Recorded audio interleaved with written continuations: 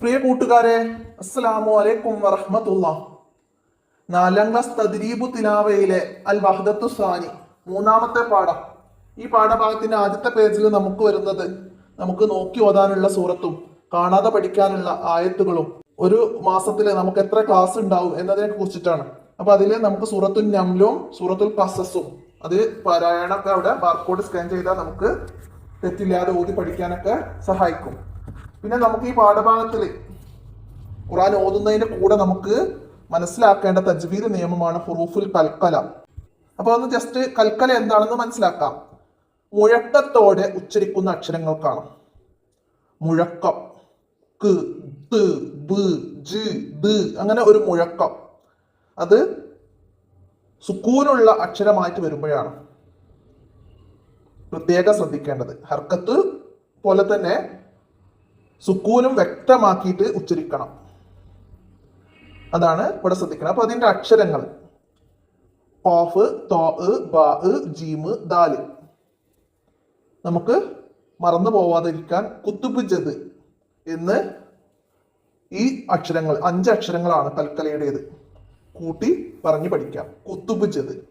അപ്പൊ അക്ഷരങ്ങൾ കൽക്കലയുടെ അക്ഷരങ്ങൾ 5 എണ്ണം. ഖാഫ്, ത്വാ, ബാ, ജീമ്, ദാല്.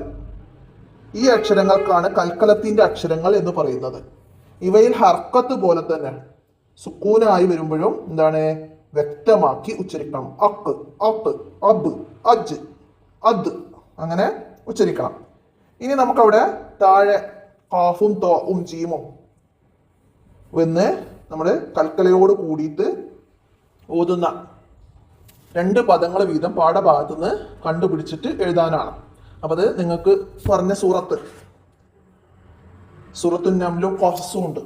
ആ പാഠഭാഗത്തിൽ നോക്കുക, എന്നിട്ട് നിങ്ങൾ കണ്ടെത്തുക.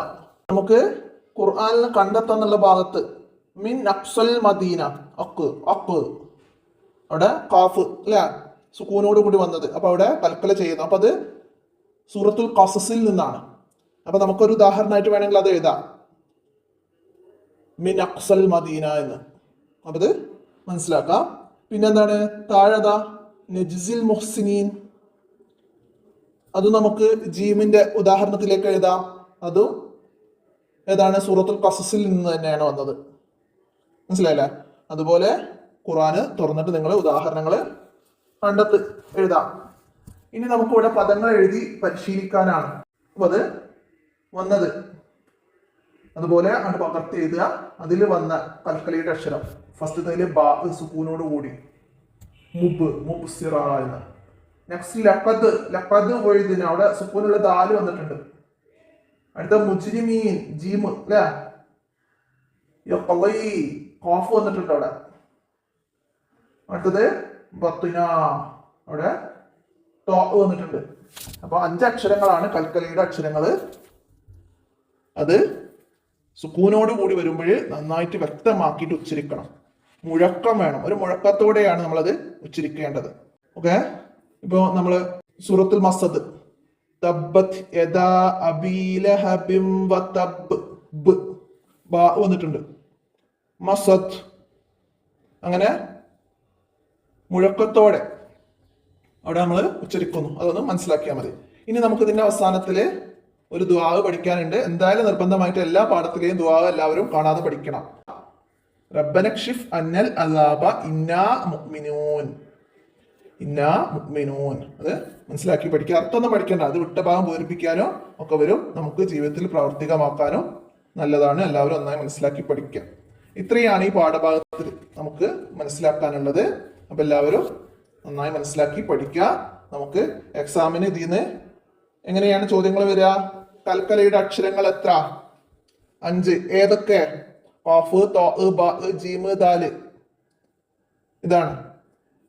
അപ്പോ ഒരു സൂറത്തോ ഏതെങ്കിലും ഒരു ആയത്തോ തരും. അതിൽ കൽക്കലയിലെ അക്ഷരങ്ങൾക്ക് റൗണ്ട് ചെയ്യാനോ അടിവരയിടാനോ അതിൽ നിന്ന് അക്ഷരങ്ങൾ വേർതിരിക്കാനോ ഒക്കെ വരാം. അതൊക്കെയാണ് നിങ്ങൾ ഈ പാഠഭാഗത്തിന്റെ കൂടെ മനസ്സിലാക്കി പഠിക്കേണ്ടത്. എല്ലാവരും മനസ്സിലാക്കി പഠിക്കുക. വീഡിയോ കൂട്ടുകാർക്കൊക്കെ ഷെയർ ചെയ്ത് കൊടുക്കുക. നമുക്ക് അടുത്ത പാഠവുമായി അടുത്ത വീഡിയോയിൽ കാണാം. അസ്സലാമു അലൈക്കും വറഹ്മത്തുള്ളാഹി.